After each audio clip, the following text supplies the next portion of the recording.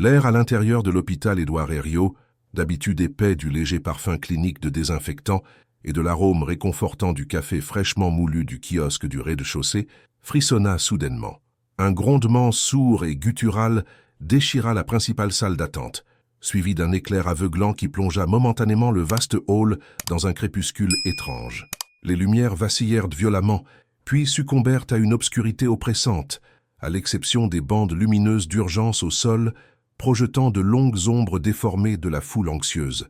Un soupir collectif traversa la foule de patients et de visiteurs, leurs murmures se transformant instantanément en un chœur d'exclamations confuses. Le bourdonnement familier des équipements médicaux cessa brusquement, remplacé par un silence inquiétant, ponctué seulement par des toux lointaines et sporadiques, et le frottement nerveux des pieds. Ce vide, soudain, semblait plus lourd, plus froid, un prélude menaçant à quelque chose de bien plus sinistre qu'une simple panne de courant. Dans l'obscurité partielle, l'odeur habituelle de l'hôpital commença à se mêler à une nouvelle fragrance, âcre et métallique, celle du plastique brûlé et de l'ozone. C'était une senteur insidieuse qui rampait le long des couloirs bondés, s'insinuant dans les narines et provoquant une irritation immédiate. Un léger voile de fumée, d'abord à peine perceptible, commença à danser sous les rares lumières de secours, ses volutes grises se dessinant contre les fresques murales séculaires qui racontaient l'histoire de la médecine lyonnaise. Les conversations étouffées reprirent, mais cette fois empreintes d'une nervosité palpable, les regards se croisant avec une anxiété croissante. Un murmure lointain qui ressemblait étrangement à une sirène défaillante se fit entendre, puis s'éteignit, laissant derrière lui une tension croissante, comme un fil tendu sur le point de rompre. Soudain, une alarme perçante, stridente et irrégulière, éclata, se coupant par intermittence comme un cri étouffé, puis reprenant de plus belle, déchirant le silence lourd. C'était le signal. Un panache de fumée plus épais et plus sombre jaillit d'un conduit de ventilation au-dessus de la réception, se répandant rapidement dans le grand hall, obscurcissant les visages effrayés et les uniformes blancs du personnel. Des cris isolés fusèrent, se transformant vite en un brouhaha de panique alors que les gens se bousculaient, cherchant désespérément une issue. L'atmosphère, quelques instants auparavant animée par l'espoir et l'attente, était maintenant saturée d'une peur primaire, chacun luttant pour sa propre survie. Le sol, habituellement poli et accueillant, semblait maintenant glissant et traître sous la poussée de la foule. Au milieu de ce chaos naissant, Antoine, son fauteuil roulant étrangement immobile, observait. Ses yeux vifs, habitués à capter le moindre détail, parcourirent la scène avec une intensité presque clinique. Le brouhaha des voix, les bousculades, la fumée qui piquait ses narines, tout était un flot d'informations qu'il traitait avec une rapidité déconcertante. Bien que son corps soit contraint par le fauteuil, son esprit était d'une agilité stupéfiante, créant une carte mentale précise de chaque mouvement, chaque obstacle, chaque recoin de cet hôpital qu'il connaissait si bien. Il sentait la chaleur monter, une chaleur anormale, et distinguait les cris d'enfants provenant des étages supérieurs, ceux de la pédiatrie, là où le danger semblait maintenant se concentrer avec une intensité terrifiante. La fumée, de plus en plus dense, transformait le hall en une sorte de labyrinthe spectral, où les silhouettes des gens se déformaient, floues et incertaines. Des fragments de conversations désespérées flottaient dans l'air, des appels à l'aide, des instructions contradictoires du personnel débordé qui tentait, en vain, d'organiser l'évacuation. Les portes des ascenseurs restaient désespérément closes, et les escaliers principaux bondés devenaient des goulots d'étranglement dangereux. Le feu invisible mais palpable crépitait quelque part au-dessus, sa rage se manifestant par une chaleur grandissante et l'odeur désormais écrasante de matériaux en combustion. Les fresques historiques, jadis symboles de sérénité, semblaient maintenant assister, impuissantes, à la détresse qui s'emparait de l'édifice, un spectacle d'horreur se déroulant sous leurs yeux peints. Un sentiment d'urgence absolue enveloppait l'hôpital, le temps s'étirant et se contractant simultanément. Les flammes, enfin visibles à travers une cage d'escalier vitrée, léchaient les murs avec une avidité terrifiante, projetant des lueurs oranges et rouges sur les visages pâles de la foule. La confusion était totale, chaque seconde comptant, et pourtant, personne ne semblait savoir où aller, les voies d'évacuation habituelles étant désormais englouties par la fumée ou bloquées par la panique. Antoine, les sens en alerte maximale, sentit une vibration particulière dans les roues de son fauteuil, une résonance grave qui lui indiqua que le feu progressait non seulement en surface, mais aussi sous ses pieds. Il savait, avec une certitude glaçante, que la situation était bien pire que ce que la plupart réalisaient et que sans une aide rapide et précise, de nombreuses vies seraient perdues. Antoine, 13 ans, naviguait les couloirs familiers de l'hôpital Édouard Herriot de Lyon avec une routine presque méditative, son fauteuil roulant électrique glissant silencieusement sur le carrelage immaculé. Ses mains fines, aux doigts souvent tachés d'encre de ses carnets de croquis, manœuvraient les commandes avec une dextérité inouïe, tandis que son regard vif scannait chaque recoin, chaque détail architectural, chaque panneau indicateur, les mémorisant avec une précision quasi photographique. Depuis sa naissance, ce fauteuil était devenu une extension de lui-même, un vaisseau qui lui permettait d'explorer un monde qu'il percevait avec une intensité unique, compensant la paralysie de ses jambes par une acuité mentale stupéfiante, un véritable don qui se révélait dans les moindres de ses observations. Son esprit était une bibliothèque vivante, chaque visite à l'hôpital ajoutant de nouvelles pages à sa carte mentale tridimensionnelle du bâtiment. Là où d'autres voyaient des murs et des portes, Antoine visualisait des chemins alternatifs, des conduits de ventilation, l'emplacement exact de chaque extincteur ou des sorties de service dissimulées derrière des placards d'entretien. Sa perception n'était pas seulement visuelle, il enregistrait les nuances sonores de chaque aile, l'odeur distincte des différents services, la texture du revêtement de sol changeant, créant un réseau sensoriel complexe qui lui permettait de se situer avec une exactitude troublante, transformant chaque déplacement en une exploration méthodique et silencieuse. Le monde d'Antoine était un kaléidoscope de détails, souvent invisibles aux yeux pressés des adultes. Ses rêves n'étaient pas peuplés de courses à pied ou de sauts impossibles, mais de vastes labyrinthes qu'il devait cartographier, de plans complexes qu'il devait maîtriser.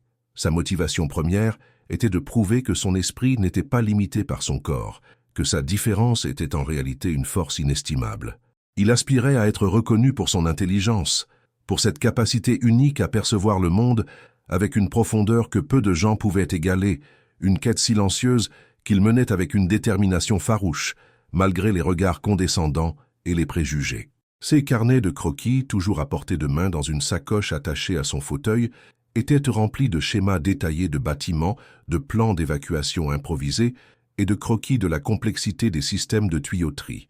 Ces dessins n'étaient pas de simples passe-temps, mais des extensions concrètes de son hyperfocalisation, des tentatives de transférer sa carte mentale sur le papier, un exercice qui affinait encore sa mémoire et sa compréhension spatiale. Chaque ligne, chaque hachure représentait des heures d'observation minutieuse, des fragments de conversation médicale entendus, des vibrations ressenties à travers le sol, le tout tissé en une connaissance profonde de l'infrastructure de l'hôpital. Pourtant, cette richesse intérieure était souvent mal comprise.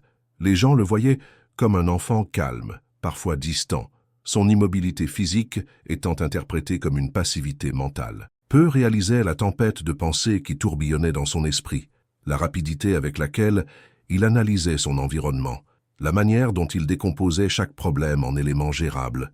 Sa communication passait par des gestes précis, des regards intenses, et une capacité à formuler des phrases concises mais percutantes quand il parvenait à capter l'attention de son interlocuteur, une interaction souvent frustrante pour lui.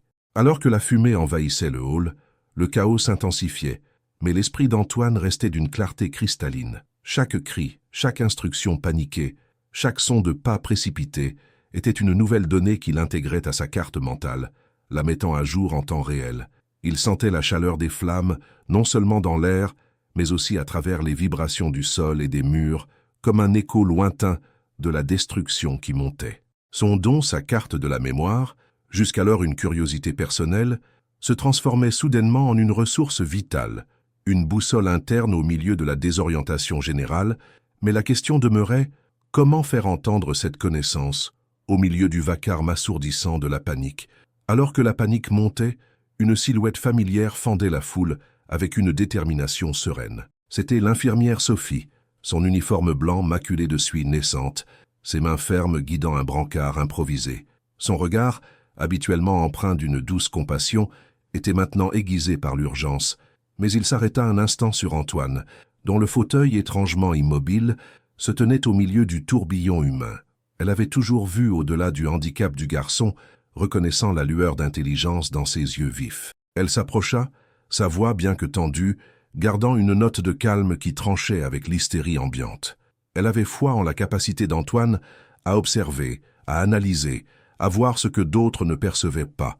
Un lien silencieux s'étant tissé entre eux au fil des années de soins et d'observations partagées. Elle était sa boussole morale, celle qui l'avait toujours encouragé à faire confiance à son esprit. À quelques mètres de là, la silhouette imposante du chef de la sécurité du bois émergea du voile de fumée. Son uniforme impeccable, désormais froissé et sali, ne masquait pas l'arrogance de son port. Il hurlait des ordres contradictoires. Ses gestes étaient larges et inefficaces, ajoutant à la confusion plutôt qu'à l'ordre.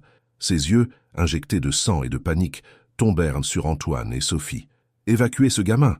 claironna-t-il, sa voix grave résonnant avec dédain. « Il ne fait qu'encombrer le passage. Ce n'est pas le moment de s'occuper des cas spéciaux. » Pour Dubois, Antoine n'était qu'un fardeau, un obstacle dans la chaîne de commandement qu'il tentait désespérément de rétablir, ses préjugés lui voilant la vue sur toute forme de potentiel, au-delà de sa propre compréhension rigide des règles. Sophie, le visage marqué par la suie mais le regard d'acier, se redressa face à Dubois. « Chef, attendez. Antoine, il a une mémoire photographique incroyable de cet hôpital.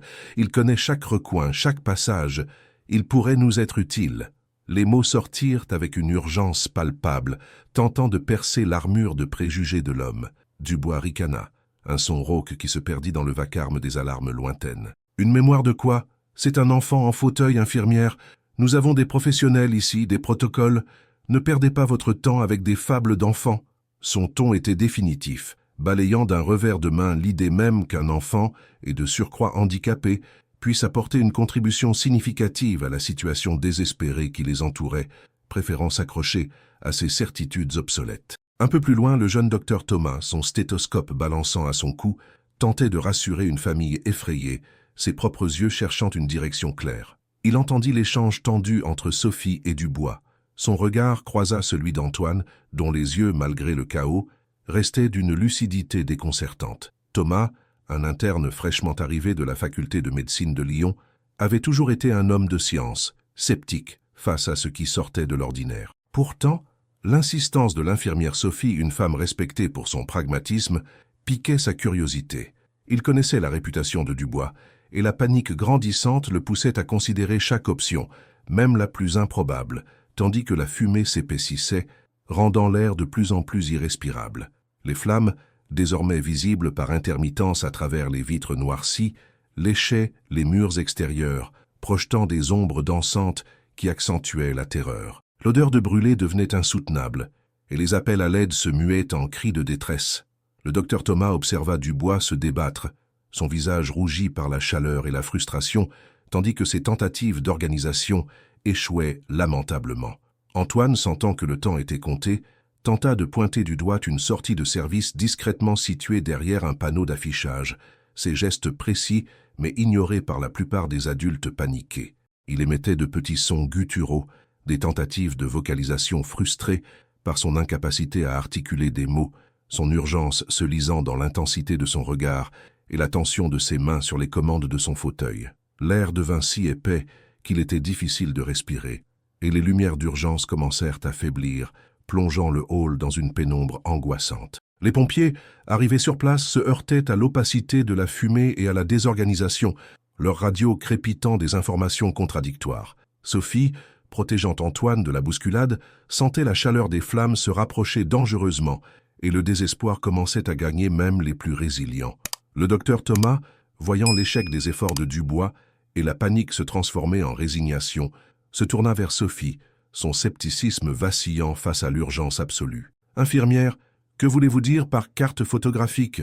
La question flotta dans l'air saturé de fumée, un mince filet d'espoir dans l'obscurité grandissante, alors que toutes les vies semblaient désormais suspendues à un fil ténu. Le feu, avec une fureur insatiable, rampait désormais le long des gaines de ventilation, transformant les couloirs autrefois lumineux en des tunnels de fumée et de suie. Les cris isolés s'étaient mués en une cacophonie assourdissante de panique collective, les visages déformés par la peur se pressant contre les sorties verrouillées ou inaccessibles. L'odeur âcre des plastiques fondus et des tissus brûlés enveloppait tout, irritant les poumons et brouillant la vision.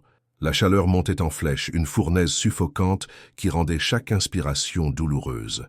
Les lumières d'urgence, déjà faibles, commençaient à clignoter frénétiquement avant de s'éteindre une par une, plongeant de vastes sections de l'hôpital dans une obscurité presque totale, où seuls les reflets orangés des flammes lointaines offraient un aperçu terrifiant de la progression du désastre, et l'espoir s'amenuisait à chaque seconde qui s'écoulait. Les conséquences de l'incendie se manifestaient de manière glaçante. Des patients, alités et vulnérables, ne pouvaient plus être évacués, leurs appels à l'aide se perdant dans le chaos. Le personnel, débordé et en proie à la panique, tentait de rassurer, de guider, mais leurs voix étaient inaudibles, leurs efforts désordonnés. L'air, devenu un mélange toxique de fumée et de particules, provoquait des quintes de toux incontrôlables, des yeux larmoyants et des sensations de brûlure dans la gorge. La peur de la mort, une angoisse primale, se lisait sur chaque visage, transformant l'hôpital, lieu de guérison, en une prison ardente. Le désespoir s'installait, rongeant la volonté de ceux qui s'étaient accrochés à l'espoir, tandis que le temps s'écoulait inexorablement, menaçant de consumer tout sur son passage. Le chef du bois, le visage rougi par la chaleur et l'épuisement, s'accrochait désespérément à ses protocoles. « Évacuation par les escaliers principaux, gardez le calme !» hurlait-il, ses ordres se heurtant à un mur d'indifférence et d'inefficacité. Les escaliers, déjà des goulots d'étranglement, devenaient impraticables, certains paliers étant déjà envahis par les flammes ou la fumée. Les pompiers, freinés par l'opacité et l'étendue de l'incendie, peinaient à progresser, leurs sirènes lointaines étant les seuls rappels d'une aide extérieure qui semblait ne jamais arriver. Les solutions habituelles s'avéraient dérisoires face à l'ampleur du désastre, et chaque tentative de suivre les procédures établies ne faisait qu'aggraver la confusion, rendant la situation de plus en plus désespérée. « Écartez-vous » vociféra Dubois, se frayant un chemin vers Antoine et Sophie, son visage déformé par la fureur. « Je vous ai dit de ne pas encombrer. Ce gamin est un poids mort. » Il pointa un doigt accusateur vers Antoine, qui, malgré la tension, maintenait son regard fixe et concentré. Le chef de la sécurité tenta de pousser le fauteuil roulant d'Antoine, comme s'il était un simple obstacle, ignorant complètement les tentatives de Sophie de lui expliquer l'importance des informations que le garçon pouvait fournir. Les préjugés de Dubois obscurcissaient son jugement, le rendant aveugle à la seule ressource potentielle qui pouvait les aider, tandis que la panique lui faisait perdre toute rationalité, le transformant en un danger supplémentaire au milieu de l'incendie. La tentative de Dubois de déplacer Antoine provoqua un remous dans la foule déjà dense, ajoutant à la confusion. Le fauteuil d'Antoine faillit basculer, et Sophie dut le retenir avec force, son propre corps servant de bouclier. « Laissez-le, il peut nous aider !» cria-t-elle, sa voix tendue par l'effort et la frustration. Mais Dubois était sourd, obsédé par l'idée de maintenir un ordre illusoire. Ses ordres contradictoires et son manque de leadership clair ne faisaient qu'empirer la situation, divisant le personnel et rendant toute évacuation coordonnée impossible. Il était l'incarnation de l'échec, ses décisions précipitées coûtant un temps précieux que personne n'avait, alors que l'air devenait de plus en plus irrespirable et la chaleur insupportable. Soudain, un craquement sinistre se fit entendre, suivi d'un grondement sourd. Une partie du plafond, gorgée de fumée et léchée par les flammes, s'effondra dans une explosion de poussière et de débris, coupant une section du couloir principal. Des cris de terreur déchirèrent l'air, et la foule recula en masse, piégée. Le chemin vers la sortie principale était désormais bloqué, scellé par la destruction. Les flammes, telles des bêtes affamées, léchaient les murs avec une intensité accrue, coupant toute retraite. Comment échapper à ce piège mortel? La question, lourde et désespérée, planait dans l'air, alors que la seule personne capable de voir au-delà du chaos, Antoine, restait ignorée, son esprit tourbillonnant de cartes et de chemins secrets, mais sans voie pour les partager, au milieu de l'enfer qui les dévorait. La fureur de l'incendie s'intensifiait, transformant l'hôpital en un piège mortel. Le chef du bois, malgré son autorité, voyait ses ordres se dissoudre dans l'air âcre, sa voix rauque à force de crier. Il tentait de diriger le flot d'individus paniqués vers des issues alternatives, mais la fumée était trop dense, la visibilité presque nulle, et la peur trop envahissante. Les gens trébuchaient, toussaient et poussaient, créant des goulots d'étranglement au lieu de fils ordonnés. Ces instructions, claires sur le papier, étaient désormais insignifiantes face au rugissement des flammes et aux cris de détresse résonnant des profondeurs du bâtiment. Les lumières d'urgence vacillaient de manière erratique, projetant des ombres grotesques qui dansaient avec la fumée tourbillonnante, ajoutant au chaos désorientant. La réalité était sombre. Les protocoles d'évacuation standards échouaient lamentablement, s'avérant inutiles face à la nature imprévisible de l'enfer. Les portes coupe-feu, censées contenir la progression des flammes, avaient été forcées ou étaient bloquées par les débris, permettant à l'incendie de se frayer un chemin vicieux à travers les différentes ailes. Les escaliers de secours, habituellement dégagés, étaient obstrués par des corps affolés qui s'y pressaient, ou pire, par des pans de murs effondrés, rendant toute descente périlleuse, voire impossible. De l'eau, provenant des systèmes d'extinction automatique ou des tuyaux percés par la chaleur, s'écoulait le long des couloirs, se mêlant à la suie et au gravat, créant une boue glissante et dangereuse. Les conduites d'aération, devenues des cheminées pour la fumée toxique, crachaient des volutes noires et épaisses, transformant chaque respiration en un acte de bravoure douloureuse, alors que l'air manquait cruellement et que la température montait, menaçant de faire céder les structures. Le personnel de l'hôpital, autrefois organisé et efficace, se trouvait submergé par l'ampleur de la catastrophe. Leurs visages, marqués par la suie et les larmes, reflétaient une impuissance croissante. Des infirmières expérimentées, habituées aux situations d'urgence, s'effondraient en sanglots, leur courage s'épuisant face à l'impossibilité de sauver tout le monde. Les familles, séparées dans la confusion, hurlaient les noms de leurs proches, leurs voix se perdant dans le vacarme assourdissant. Une incrédulité collective s'installait, alors que la réalité de la situation, bien pire qu'un simple incendie, s'imposait à tous. L'hôpital, symbole de protection et de soins, était devenu un lieu de désolation, et la résignation commençait à gagner du terrain, éteignant les dernières étincelles d'espoir dans les cœurs. Au milieu de ce tableau apocalyptique, Antoine restait étrangement calme, son esprit s'activant à une vitesse fulgurante. Ses yeux, perçant le voile de fumée, captaient chaque détail, la fissure grandissante dans une colonne, l'orientation du vent transportant la fumée, les sons distincts de la combustion du bois par opposition au crépitement du métal. Il ne voyait pas le chaos, mais une série de problèmes interconnectés, chacun ayant une solution potentielle. Sa carte mentale tridimensionnelle de l'hôpital s'ajustait en temps réel, intégrant les nouvelles données, les voies bloquées, les zones encore épargnées, les flux d'air. Il savait. Il savait où se trouvaient les sorties les moins évidentes, les raccourcis oubliés, les conduits de ventilation qui pouvaient encore offrir un passage. La frustration brûlait en lui, une rage silencieuse de ne pouvoir partager cette connaissance vitale. Antoine tenta de nouveau de pointer du doigt, d'esquisser des schémas dans l'air, d'émettre des sons pour attirer l'attention de l'infirmière Sophie ou du docteur Thomas. Ses gestes étaient imprécis, ses yeux implorants, mais dans le tumulte général, ils étaient interprétés comme l'agitation d'un enfant effrayé. Les adultes, aveuglés par leur propre panique et par l'urgence de la situation, n'avaient pas le temps de déchiffrer son langage non-verbal. Le chef du bois, le voyant gesticuler, lança un regard excédé et ordonna à nouveau à Sophie de l'éloigner, convaincu qu'il ne faisait qu'ajouter à la confusion. L'incapacité d'Antoine à articuler des mots clairs, sa voix étant limitée aux sons gutturaux, le condamnait à être un observateur impuissant de la catastrophe, malgré l'immense savoir qu'il portait en lui. Soudain, une série d'explosions sourdes secoua l'édifice, provoquant un balancement inquiétant des lumières d'urgence restantes. Des conduits d'eau éclatèrent, inondant certaines zones et créant un brouillard dense qui, mélangé à la fumée, rendait la respiration presque impossible. Le chef du bois, pris de panique, ordonna à ses hommes de barricader des portes pour contenir le feu, sans savoir qu'il condamnait des dizaines de personnes piégées de l'autre côté. L'incendie n'était plus seulement un danger, mais une entité vivante, dévorant l'hôpital étage par étage, couloir par couloir. Les cris d'aide se firent plus faibles, remplacés par le silence pesant de la résignation. La chaleur devenait insoutenable, et le temps s'écoulait, chaque seconde rapprochant inexorablement le moment où l'espoir s'éteindrait complètement, laissant la place à l'obscurité finale, à moins d'un miracle. L'air désormais épais de l'odeur âcre d'isolant brûlé et du goût métallique de l'ozone pesait lourdement sur les survivants piégés dans le hall principal.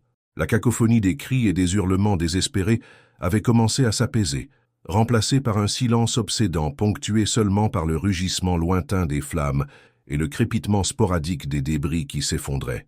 L'écroulement récent du plafond avait scellé les principales voies d'évacuation, laissant planer une impression de fatalité. Le chef du bois, le visage strié de suie et de désespoir, trébucha, son autorité s'effondrant comme le plâtre autour d'eux. Le docteur Thomas, son détachement scientifique habituel remplacé par une peur brute, balaya du regard les visages, son regard s'attardant sur les lumières d'urgence vacillantes qui perçaient à peine la pénombre grandissante. Il était clair, les protocoles établis étaient inutiles, les exercices bien répétés totalement inadéquats. Dans cet inferno suffocant, un nouveau chemin, une solution invisible était désespérément nécessaire, et pour la première fois, les yeux de Thomas rencontrèrent ceux de Sophie, une question silencieuse passant entre eux.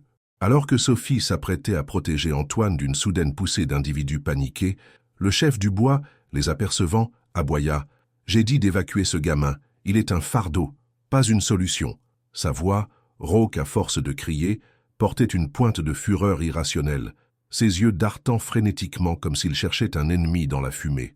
Il fit un mouvement pour pousser physiquement le fauteuil roulant d'Antoine, ne voyant qu'un obstacle à ses tentatives de contrôle ratées. Antoine, malgré l'insulte, resta concentré, ses doigts agrippant le joystick, son regard fixé sur une section de mur qui semblait vibrer d'une résonance différente. Il tenta de pointer, émettant un son bas et urgent, mais il fut perdu dans le vacarme général de la toux et des cris étouffés.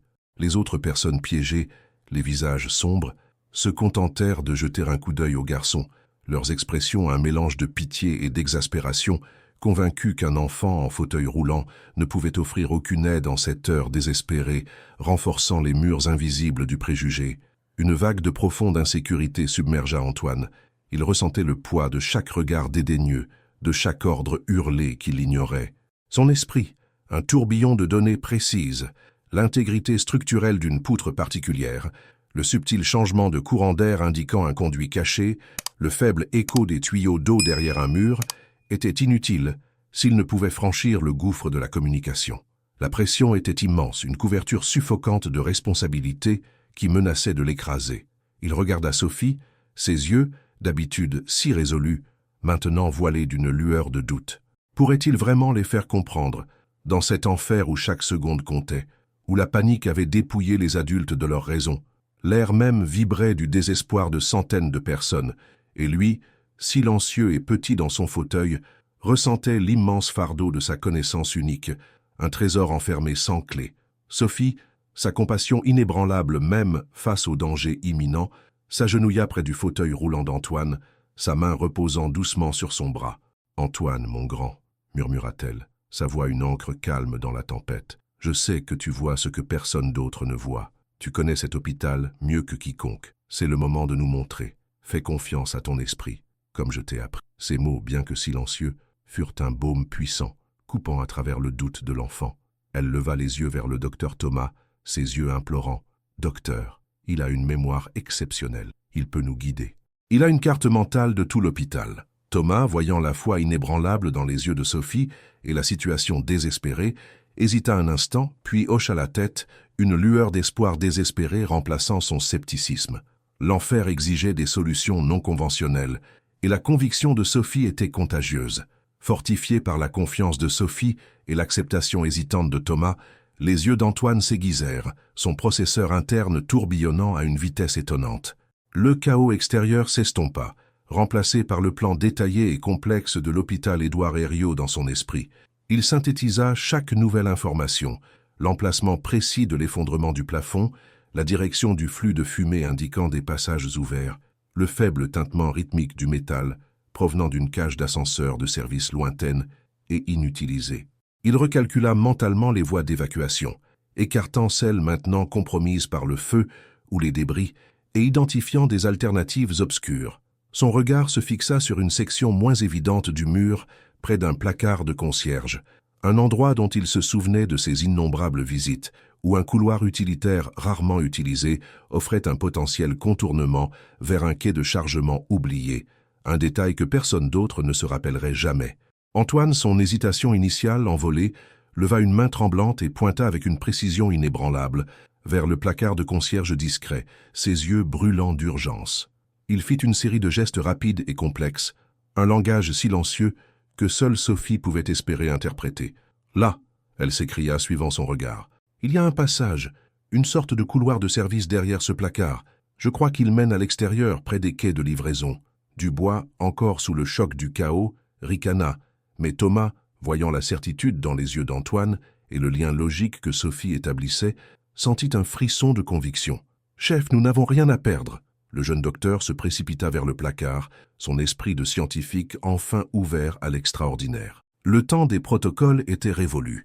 La survie, désormais, dépendait de la carte de la mémoire d'Antoine. La partie active de son rôle venait de commencer.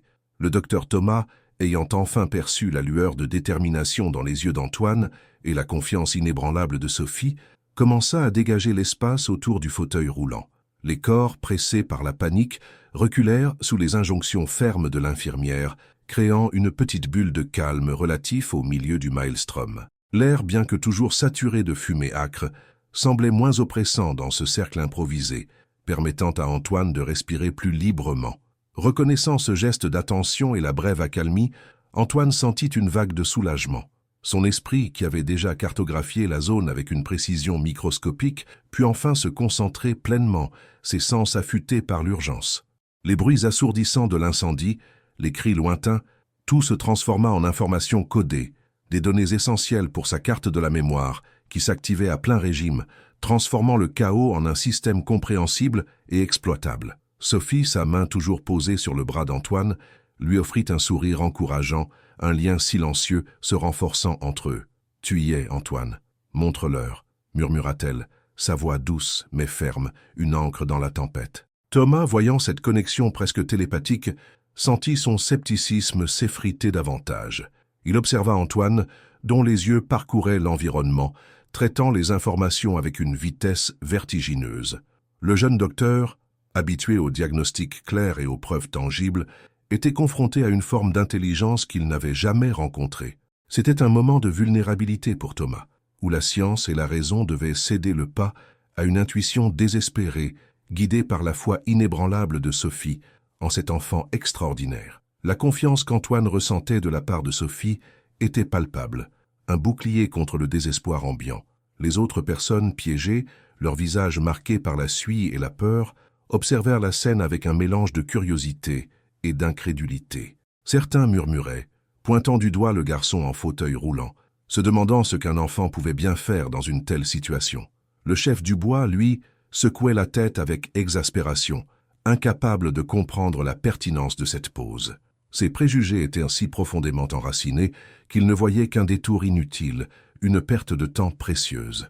Pourtant, l'urgence de la situation était telle que même les plus sceptiques commençaient à se résigner à toute tentative, aussi étrange fût-elle. Une lueur d'espoir, fragile comme une bougie vacillante, commença à naître chez quelques-uns, se demandant si, par miracle, cet enfant pouvait vraiment être leur salut.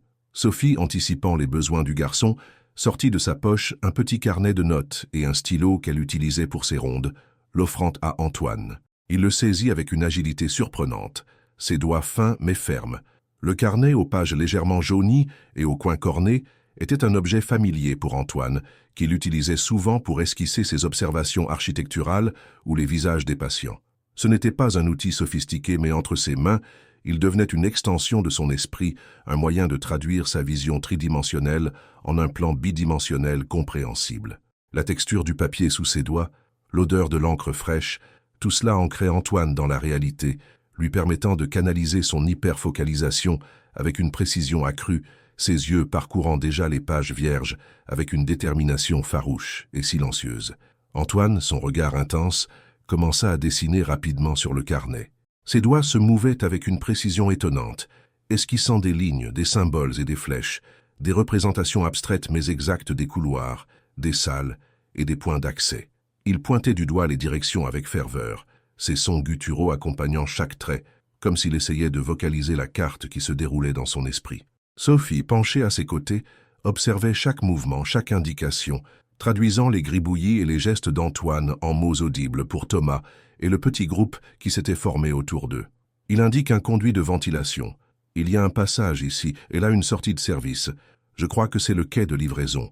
L'urgence de la situation rendait chaque signe d'Antoine d'une importance capitale. Le docteur Thomas, d'abord perplexe devant les croquis rudimentaires mais étrangement précis d'Antoine, commença à voir la cohérence.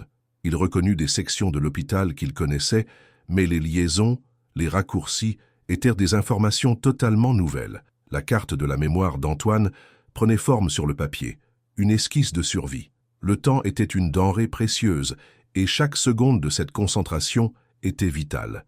Antoine termina son premier ensemble d'instructions, son souffle court mais ses yeux toujours vifs, fixés sur Sophie et Thomas, attendant leur réaction. Le plan était là, tracé par un enfant silencieux, une lueur d'espoir au milieu de l'enfer. La question n'était plus de savoir si la carte était fiable, mais s'ils auraient le courage et la vitesse nécessaires pour la suivre. La prochaine étape, la plus difficile, était de convaincre les autres de faire confiance à cette boussole inattendue. Antoine, le carnet serré entre ses mains, indiqua avec une précision surprenante le placard de concierge, ses yeux fixant Sophie, comme pour lui transmettre l'urgence de sa vision. Il dit « Il y a un passage ici, un couloir de service », traduisit l'infirmière, sa voix emplie d'une conviction nouvelle. Le docteur Thomas, la sueur perlant sur son front, n'hésita plus. Il se précipita vers le placard, l'ouvrant avec un effort considérable, révélant un passage étroit et sombre, rempli de matériel d'entretien et d'une odeur métallique de vieux tuyaux. Un souffle d'air frais, bien que chargé de suie, s'en échappa, indiquant une connexion avec l'extérieur ou une zone moins enfumée. C'était un pari risqué, mais la panique et le désespoir avaient ouvert les esprits à l'improbable. Les autres, observant la scène, retenaient leur souffle, une étincelle d'espoir vacillant dans leur regard fatigué, tandis qu'Antoine, immobile, attendait la confirmation de sa carte mentale. Le passage, à peine éclairé par une lumière d'urgence vacillante, était une série de couloirs sinueux et de petites pièces de stockage, un dédale que seuls les employés de maintenance connaissaient. Antoine, guidant silencieusement, pointait les directions avec une rapidité déconcertante, ses doigts fins traçant des chemins invisibles sur le carnet que Sophie tenait fermement. À gauche, là où le sol est rugueux, traduisait Sophie, tandis qu'Antoine ressentait les vibrations des machines lointaines, une confirmation silencieuse de sa localisation. Ils avancèrent avec prudence, le fauteuil roulant d'Antoine glissant sur le béton inégal, le crépitement du feu s'éloignant peu à peu. Soudain, un faible gémissement se fit entendre, et dans une petite pièce de stockage, ils découvrirent une famille de patients, dont un enfant en bas âge, blottis ensemble, leurs visages marqués par la peur et la fumée. C'était une première victoire, tangible, une preuve irréfutable de la validité de la carte de la mémoire d'Antoine. Le chef du bois, le visage empourpré par la chaleur et la frustration, apparut soudainement, son uniforme maculé de suie. Il jeta un regard incrédule sur la famille sauvée, puis sur Antoine. « Coïncidence !» vociféra-t-il, sa voix rauque. « Vous avez eu de la chance, infirmière, mais ce n'est pas une stratégie. Nous devons suivre les protocoles, par les escaliers de secours. » Il tenta de barrer le chemin obstiné dans son aveuglement, ses préjugés lui voilant la réalité. Puis un grondement sourd ébranla le bâtiment, et de nouvelles flammes jaillirent d'un conduit de ventilation juste devant eux, coupant leur chemin et projetant une chaleur intense. La fumée s'épaissit de nouveau, rendant l'air irrespirable. C'était un coup dur, une nouvelle menace imprévue qui remettait en question la progression et le moral de la petite équipe, renforçant le doute chez les plus faibles. Un soupir collectif traversa le groupe, l'espoir fugace se transformant en un désespoir palpable. Le feu, tel un prédateur, semblait anticiper chaque mouvement, bloquant les issues. Antoine, ses yeux vifs balayant la nouvelle menace, sentit une pointe de frustration. Sa carte mentale était parfaite, mais les imprévus d'un incendie en évolution étaient difficiles à anticiper. Le doute s'insinua, une ombre froide sur sa détermination. Il sentit le regard des personnes sauvées, leur espoir reposant entièrement sur lui. Sophie, percevant son hésitation, s'agenouilla à nouveau, sa main sur la sienne. « Antoine, tu es notre seul espoir. Trouve un autre chemin. Nous te faisons confiance. » Ces mots, une bouée de sauvetage dans l'océan de confusion, ravivèrent la flamme de sa concentration, le poussant à reconsidérer toutes les options.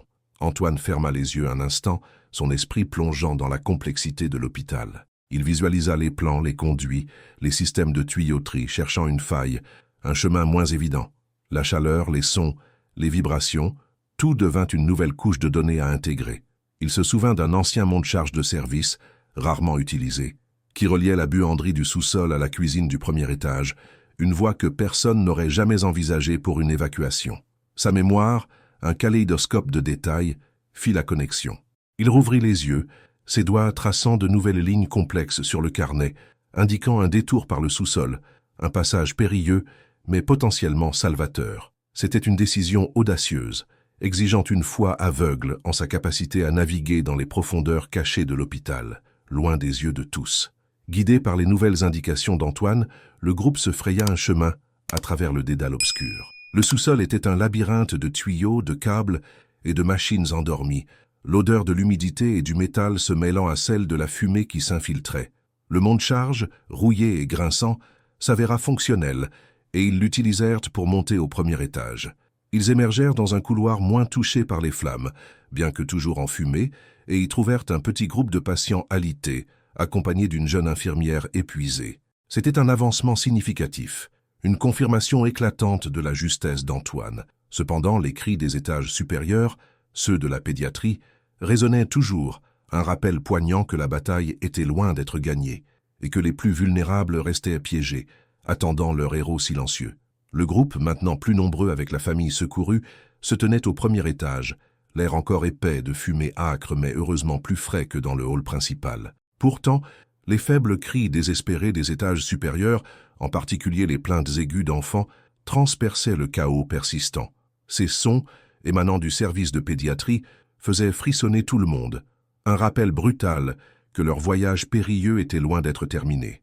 L'incendie, monstre invisible, poursuivait son ascension implacable, son rugissement désormais un grondement plus profond et plus sinistre, suggérant qu'un effondrement structurel était imminent. La chaleur, bien que momentanément moins intense, rayonnait toujours des murs, une présence constante et oppressive. Le temps ne se contentait pas de s'écouler. Il hurlait, chaque seconde une denrée précieuse diminuant rapidement, menaçant d'engloutir les vies les plus vulnérables dans l'étreinte ardente de l'hôpital. Les visages des rescapés, bien que soulagés, restaient marqués par la peur, leurs yeux balayant nerveusement le plafond, priant pour un miracle qui semblait de plus en plus lointain. Antoine, son regard perçant le voile de fumée, n'entendait pas seulement les cris, il les ressentait. Chaque vibration dans le sol, chaque courant d'air chaud et ascendant peignait une image précise de la situation en hauteur. Son esprit, une horloge biologique et une carte topographique combinée, calcula la progression des flammes, l'intégrité des structures et les points de chaleur critiques. Il visualisa le plan de l'hôpital avec une clarté surnaturelle, naviguant à travers les conduits de ventilation, les gaines techniques et les escaliers de service oubliés. Les images défilaient, se superposant aux données sensorielles, le toit, l'accès à la pédiatrie et surtout un vieux conduit de maintenance qu'il avait repéré lors d'une visite antérieure, un passage dissimulé derrière une chaufferie désaffectée, menant à une cage d'escalier de secours rarement utilisée. C'était un pari fou, mais la seule option pour atteindre les enfants piégés, et l'urgence brûlait en lui. Avec une urgence frénétique, Antoine commença à gesticuler et à pointer du doigt, ses sons gutturaux plus intenses que jamais, sa main traçant des lignes complexes sur le carnet. « Le toit. Il y a des enfants sur le toit », traduisit Sophie, son visage pâle mais déterminé. Antoine dit qu'il y a un conduit de maintenance, quelque part près de la chaufferie, qui mène à un escalier de secours caché. Le chef du bois, qui venait de les rejoindre, les yeux injectés de sang et le visage couvert de suie, ricana avec dédain. « Du délire, ce gamin invente. Nous devons attendre les pompiers, suivre le protocole. » Il tenta de les retenir, sa voix rauque de fureur et de panique. Thomas, le jeune docteur, hésita, son regard allant d'Antoine à Dubois, la rationalité contre l'instinct désespéré. La fumée s'épaississait et le plafond commençait à craquer dangereusement. Le temps s'épuisait et le protocole avait déjà échoué. « Pas le temps, chef !» s'écria Thomas, son hésitation s'évaporant face à l'urgence. Il se précipita, suivi par Sophie et le groupe, vers la direction indiquée par Antoine. Ils se faufilèrent dans un couloir étroit et enfumé, l'odeur de métal rouillé et de poussière s'intensifiant. Antoine, ses doigts agrippant le joystick, guidait avec une précision millimétrée, son fauteuil roulant glissant sur le sol inégal, parfois soulevé par Sophie et Thomas pour franchir des débris. Le crépitement des flammes se rapprochait et la chaleur devenait insupportable. Ils atteignirent une lourde porte en métal menant à une ancienne chaufferie. L'air y était plus dense, une fournaise. Antoine, sans un mot, montra un conduit d'aération dissimulé derrière une pile de vieux barils. C'était un passage étroit, noir comme l'enfer, mais la seule voie possible. Avec des efforts surhumains, Thomas et Sophie dégagèrent l'entrée du conduit, le chef du bois les observant avec une stupéfaction teintée de fureur. L'air à l'intérieur était suffocant, saturé de suie, mais le faible courant d'air promettait une sortie. Sophie, avec l'aide de Thomas, souleva Antoine et son fauteuil, le poussant à travers l'ouverture étroite. Il rampait, guidée par les sons gutturaux d'Antoine et ses doigts traçant des chemins invisibles dans l'obscurité. Chaque mètre était une victoire, chaque souffle une lutte. Enfin, ils émergèrent dans une petite pièce d'entretien, ouvrant sur un escalier de secours métallique. Les cris d'enfants étaient désormais clairs, venant du toit juste au-dessus. Ils ouvrirent la porte donnant sur le toit, et le spectacle glaçant s'offrit à eux. Une dizaine d'enfants terrifiés et quelques soignants, piégés, les flammes léchant les bords du toit, le ciel assombri par la fumée. Le temps était compté, le toit menaçait de céder à tout moment. Antoine, les yeux rivés sur les enfants paniqués, leva le carnet, ses doigts traçant un dernier schéma, son regard fixant Sophie avec une intensité désespérée. « Vite ! Il dit qu'il y a une petite passerelle de maintenance, juste là, elle mène à l'autre bâtiment. C'est la seule issue !» hurla Sophie, sa voix déchirée par l'émotion et l'effort. Le chef Dubois, figé, vit les enfants être guidés par les gestes d'Antoine et les instructions de Sophie vers cette passerelle invisible pour lui. Un grondement assourdissant déchira l'air, et le toit, sous leurs yeux, commença à s'effondrer dans un fracas de béton et de métal tordu, juste après que le dernier enfant ait traversé la passerelle. Les flammes dévorèrent l'espace qu'ils occupaient quelques secondes auparavant. Un silence choqué s'installa, puis une clameur s'éleva, des cris de soulagement, des larmes de joie. Le regard de Dubois, enfin brisé, rencontra celui d'Antoine. La victoire était là, incontestable, silencieuse, triomphante. L'air sur le toit, quelques instants auparavant, un voile de fumée suffocant et de chaleur ardente, se transforma en une brise fraîche, presque miraculeuse, balayant la suie et la peur. La passerelle, mince et précaire, avait vibré sous le poids des derniers corps, mais elle avait tenu un pont fragile vers la vie.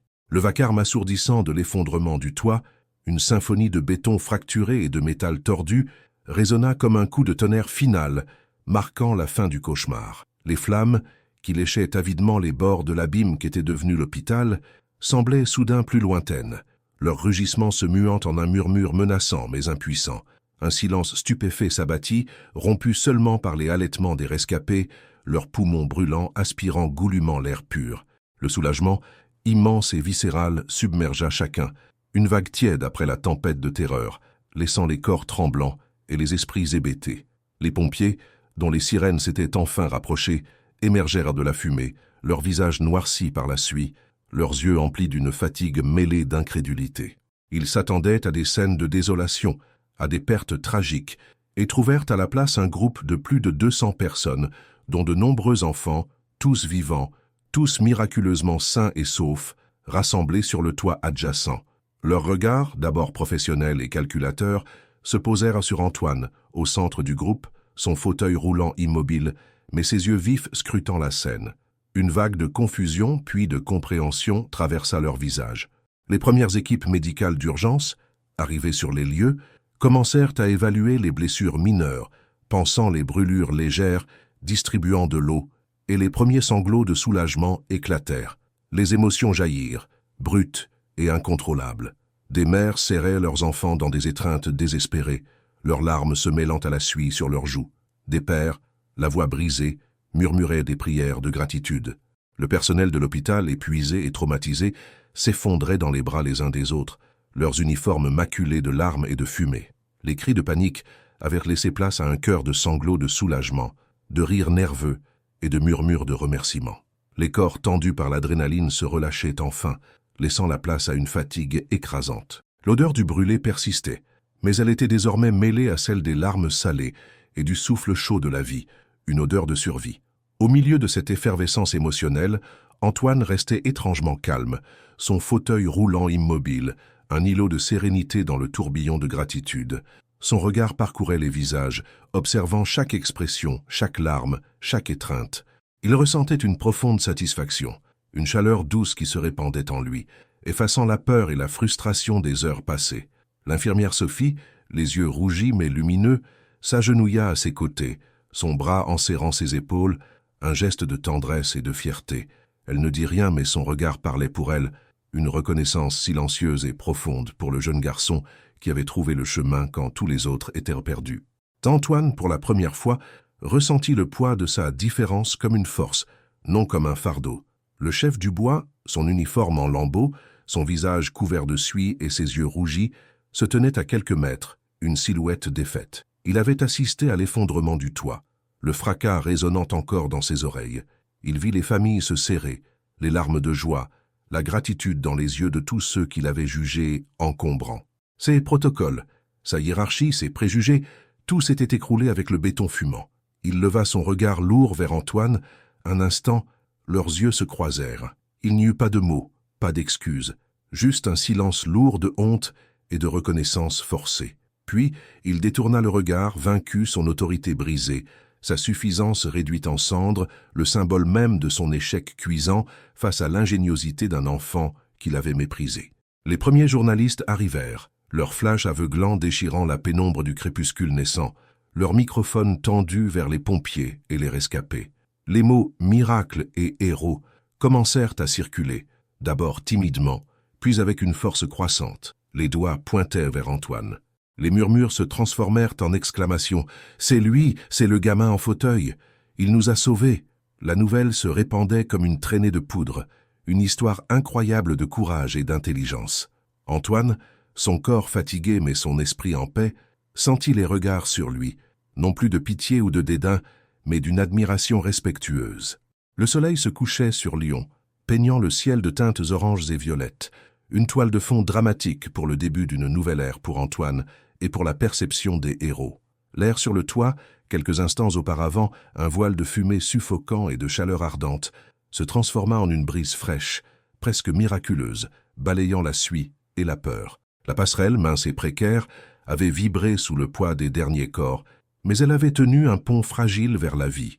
Le vacarme assourdissant de l'effondrement du toit, une symphonie de béton fracturé et de métal tordu, résonna comme un coup de tonnerre final marquant la fin du cauchemar. Les flammes qui léchaient avidement les bords de l'abîme qu'était devenu l'hôpital semblaient soudain plus lointaines, leur rugissement se muant en un murmure menaçant mais impuissant.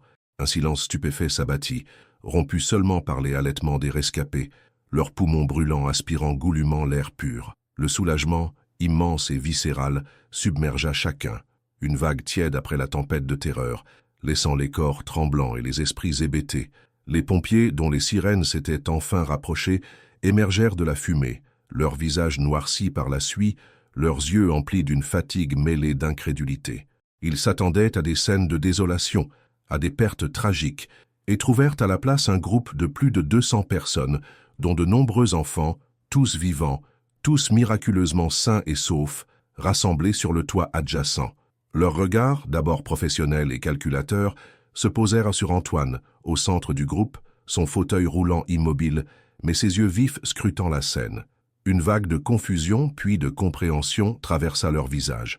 Les premières équipes médicales d'urgence, arrivées sur les lieux, commencèrent à évaluer les blessures mineures, pansant les brûlures légères, distribuant de l'eau, et les premiers sanglots de soulagement éclatèrent. Les émotions jaillirent, brutes et incontrôlables. Des mères serrèrent leurs enfants dans des étreintes désespérées, leurs larmes se mêlant à la suie sur leurs joues. Des pères, la voix brisée, murmuraient des prières de gratitude. Le personnel de l'hôpital, épuisé et traumatisé, s'effondrait dans les bras les uns des autres, leurs uniformes maculés de larmes et de fumée.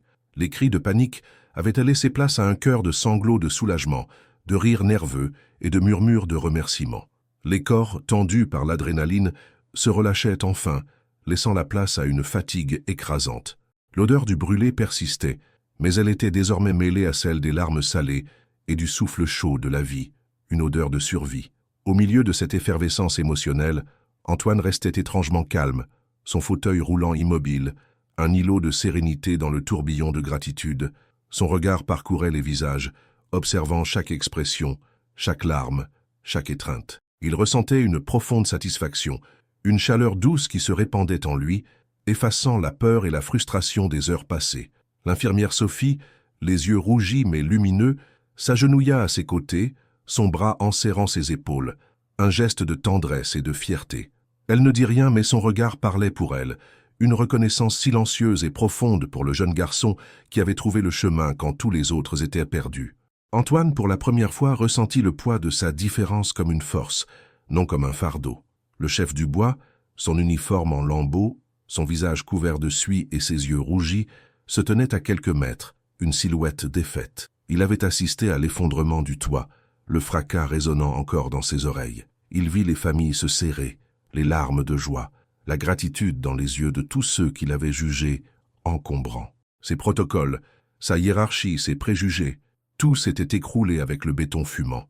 Il leva son regard lourd vers Antoine. Un instant, leurs yeux se croisèrent.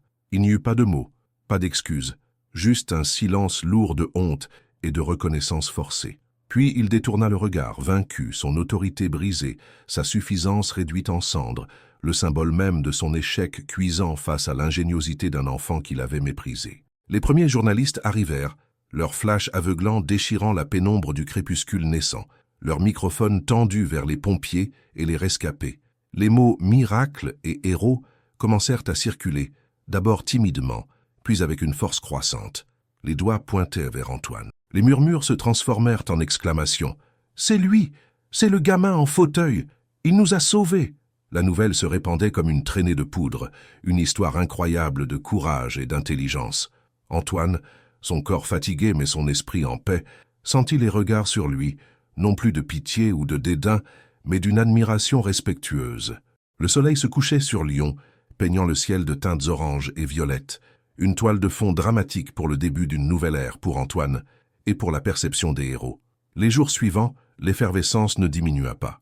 Des lettres affluèrent par centaines à l'hôpital, des témoignages de gratitude, des dessins d'enfants et surtout des propositions concrètes. Une prestigieuse école d'ingénieurs lyonnaise offrit à Antoine une bourse d'études complète, reconnaissant son exceptionnelle intelligence spatiale et sa capacité à résoudre des problèmes complexes sous pression. Des architectes renommés proposèrent de le prendre sous leur aile pour des stages d'observation, intrigués par sa carte mentale unique. Des fondations dédiées à l'innovation et à l'inclusion contactèrent l'infirmière Sophie, désireuse de financer tout projet qu'Antoine souhaiterait entreprendre. Des invitations à des conférences sur la résilience et l'ingéniosité affluèrent, transformant son calendrier en un véritable tourbillon d'opportunités.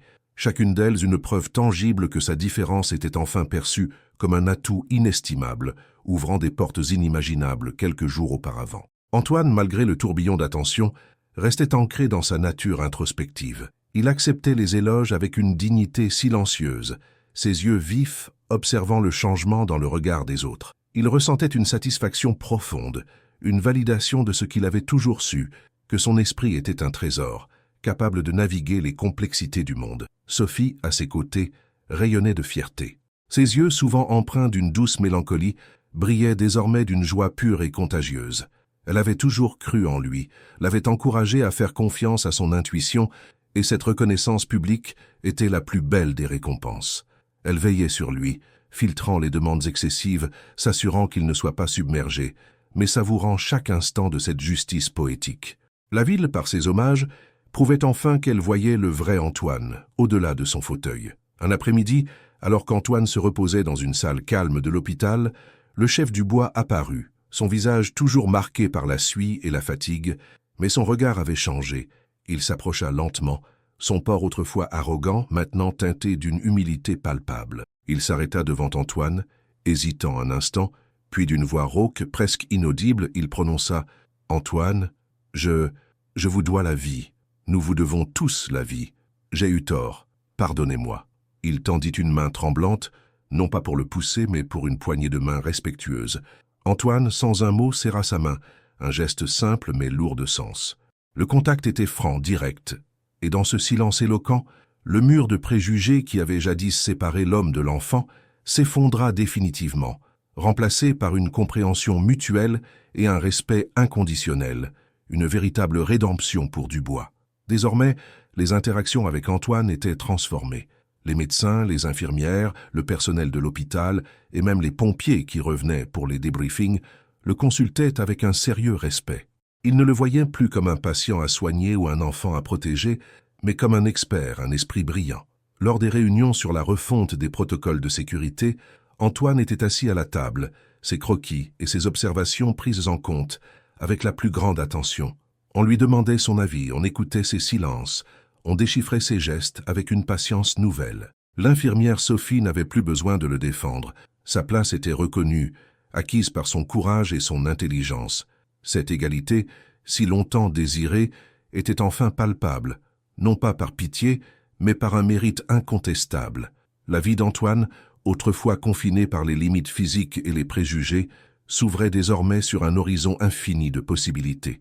Le garçon silencieux de Lyon était devenu un symbole national, sa carte de la mémoire, un trésor reconnu par tous.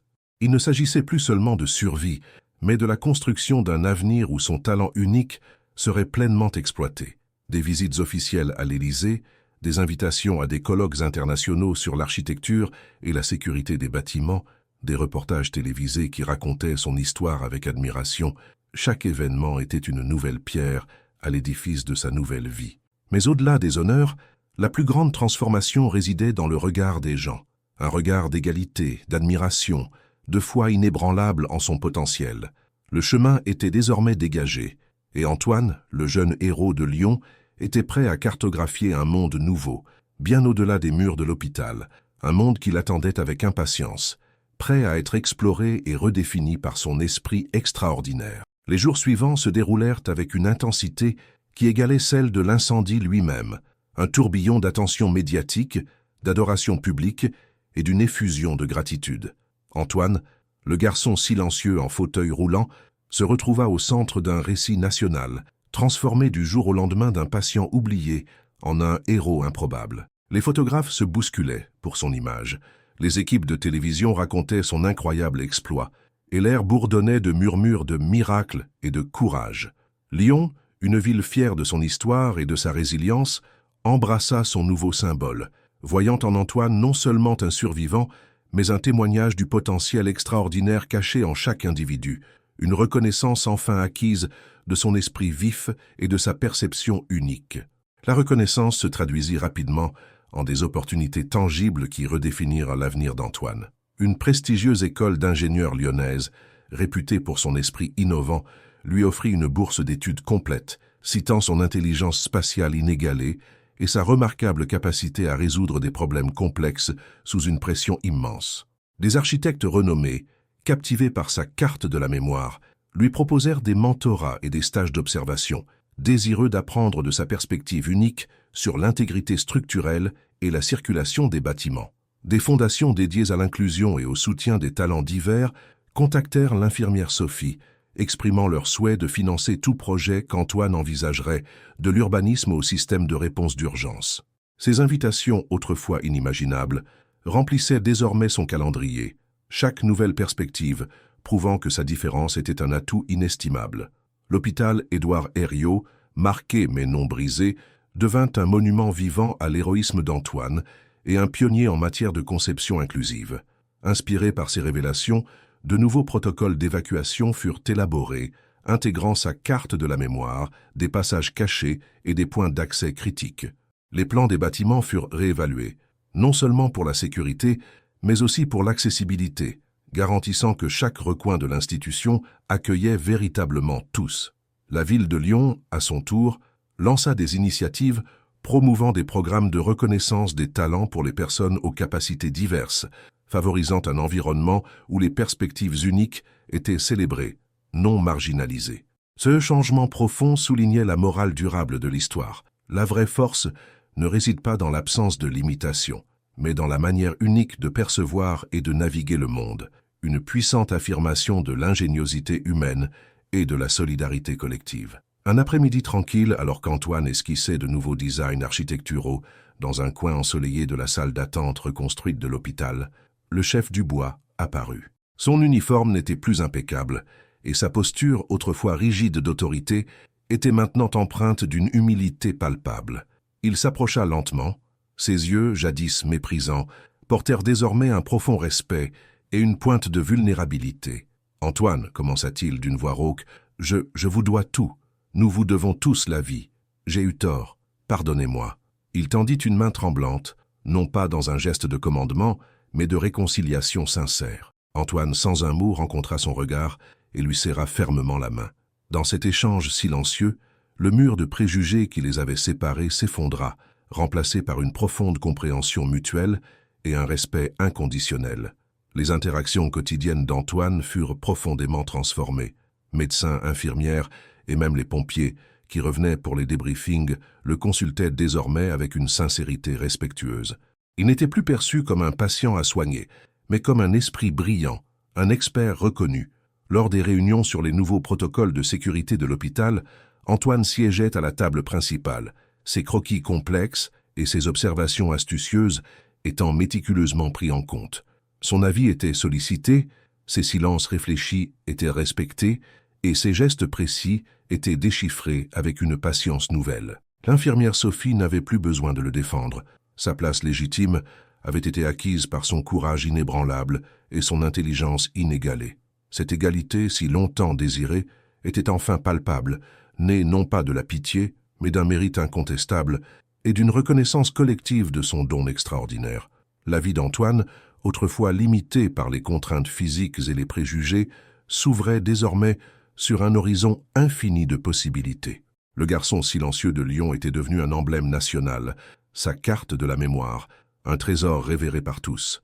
Il ne s'agissait plus seulement de survie, mais de la construction d'un avenir où son talent unique serait pleinement exploité. Des visites officielles à l'Élysée, des invitations à des colloques internationaux sur l'architecture et la sécurité des bâtiments, et des reportages télévisés racontant son histoire avec admiration. Chaque événement était une nouvelle pierre à l'édifice de sa vie naissante. Mais au-delà des honneurs, la transformation la plus profonde résidait dans le regard des autres, un regard d'égalité, d'admiration et de foi inébranlable en son potentiel illimité. Alors que la lumière dorée d'une nouvelle aube baignait la ville de Lyon, Antoine, le jeune héros, contemplait l'horizon, prêt à cartographier un monde nouveau, bien au-delà des murs de l'hôpital, un monde qui l'attendait, impatient d'être exploré et redéfini par son esprit extraordinaire.